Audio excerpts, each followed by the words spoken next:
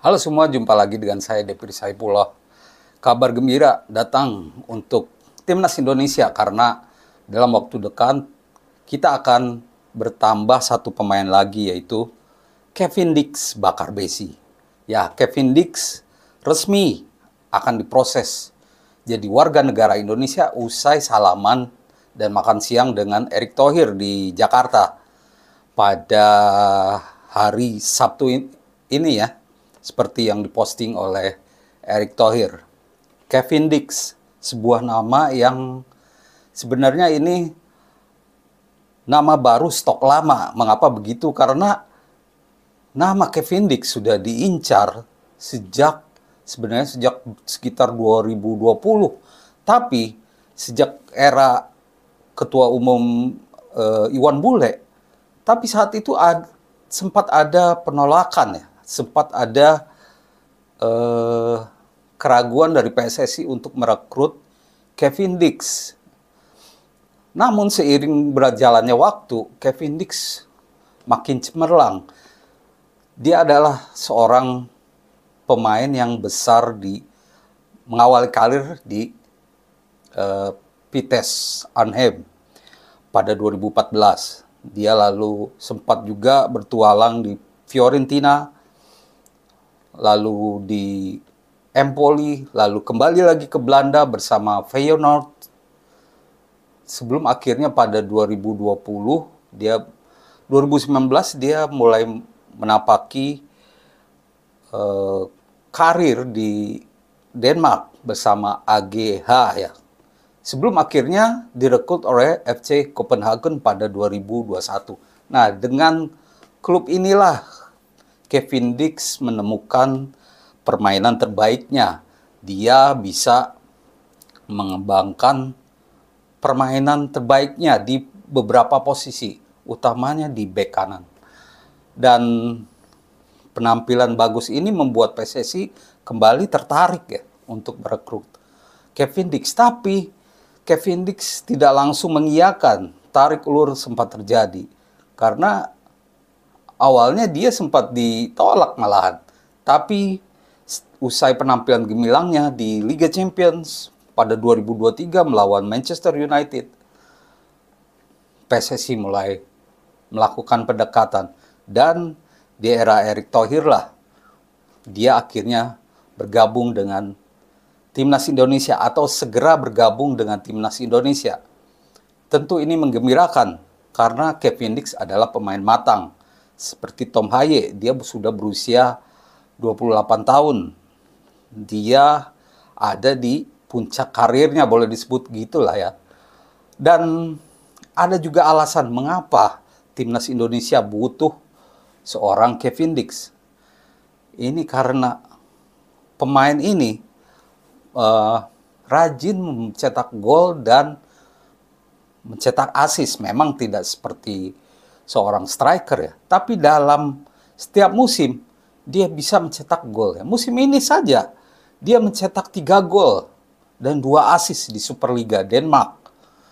Ini tentu torehan fantastis ya untuk seorang back, full back. Dan ini kabar menggembirakan karena memang di skuad Timnas Indonesia kita sudah punya beberapa back yang produktif, seperti tidak produktif terlalu produktif sih, tapi beberapa back yang bisa mencetak gol ya, seperti Jay pernah, Rizky Ridho bisa, lalu Sandy Walsh juga bisa. Nah, kehadiran Kevin Dix ini membuat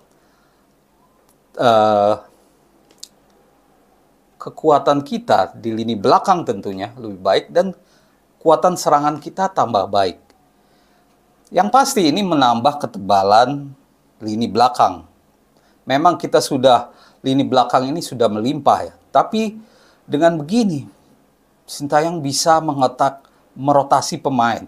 Sintayong bisa mengatur strategi. Di setiap pertandingan bisa saja berubah-ubah terus sesuai kebutuhan dan untuk menyimpan tenaga pemain. Lalu setelah gabung nanti, Kevin Dix akan main di mana? Kalau dilihat dari Transfermarkt, ya, situs Transfermarkt, Kevin Dix ini bisa main di seluruh posisi lini belakang. Dia bisa main di kiri, bisa main di tengah, bisa main di fullback. Tapi dia lebih banyak main sebagai fullback kanan. Di posisi inilah dia banyak mencetak gol dan juga banyak mencetak assist. Dari 340 pertandingan sepanjang karirnya, dia sudah mencetak 30 gol dan 31 assist dengan berbagai klub. Untuk seorang back ini adalah catatan yang cukup produktif. Nah, berdasarkan statistik, dia paling banyak main di posisi back kanan. Dan menurut saya ini juga kabar yang bagus ya. Itu artinya di semua posisi belakang kita punya yang terbaik ya. Saya tidak bilang bahwa pemain-pemain yang ada sekarang itu tidak baik, tapi dengan adanya Kevin Dix kita punya squad lini belakang the best. Mengapa begitu? Untuk lini tengah, ya teman-teman lihat sendiri, ada Messi Gers, J.I. Jess, Jordi Amat, Rizky Ridho, Justin Hubner. Di posisi kiri ada Sein Patinama, ada Calvin Verdong, ada Pratama Arhan. Yang utama adalah Calvin Verdong, pilihan utama. Di kanan ada Eliano Reinders yang terbaru, ada Sandy Walsh, ada Asnawi, dan sekarang ada Kevin Dix. Dari semua ini tentu Kevin Dix lah yang sepertinya bakal jadi pilihan utama Sintayong kalau sudah resmi gabung. Dan menurut saya memang paling baik kalau dilihat dari statistik dia main di posisi kanan. Tapi kalau untuk membuat timnas Indonesia tambah gila lagi, dia bisa main di tengah.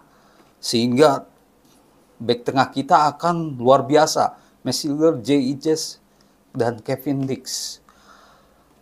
Sedangkan di kanan bisa Sandy Walsh, Asnawi, kiri Calvin Verdong. Nah, dampaknya apa? Kita akan tambah kuat lagi, kita akan lebih gemilang lagi. Semoga proses naturalisasi Kevin Dix selesai pada akhir Oktober ini, karena kita ingin dia main pada 14 Oktober dan 19 Oktober, 14 November dan 19 November nanti, saat kita melakoni 2 laga tandang kandang melawan Jepang dan Arab Saudi. Tentu ini menarik. Nah, kembali ke posisi Kevin Dix. Kalau di posisi terbaiknya adalah fullback ya, back kanan. Tapi Sintayong bisa membuat sebuah dream team di posisi back tengah dengan menempatkannya di tengah. Tapi kalau melihat dia lebih produktif di kanan, saya lebih suka dia ditempatkan di posisi back kanan. Sehingga pemain lain bisa dapatkan jatah main juga di tengah ini seperti Rizky Ridho dan pemain-pemain lainnya. Sedangkan di kanan bisa rotasi. Dan Eliano Reinders bisa jadi opsi di winger, penyerang kiri. Tapi itu tergantung dari evaluasi Sintayong. Yang pasti skuad timnas Indonesia tambah tebal, dan ini menarik karena setelah kita boleh disebut kecewa lah lawan Bahrain ya, karena harusnya menang, kita menatap 7 laga lagi. Seperti yang saya sebutkan bahwa timnas Indonesia udah makin baik. Buktinya bisa mencetak 2 gol.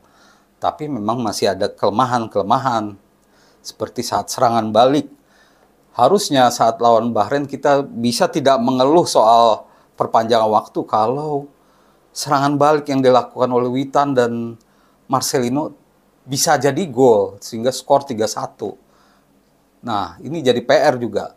Atau kita harus kill the game atau menyelesaikan pertandingan secepat mungkin sehingga bisa lebih tenang, sehingga terhindar dari hasil imbang. Jadi tidak mencetak 1 gol saja, 2 gol. Kalau misalkan 2-1, kita mencetak 1 gol lagi. Demikian kira-kira gambarannya. Nah, segitu saja teman-teman ulasan saya kali ini soal Kevin Dick. Semoga menjadi informasi yang berguna untuk teman-teman semua. Terima kasih atas perhatiannya dan salam olahraga.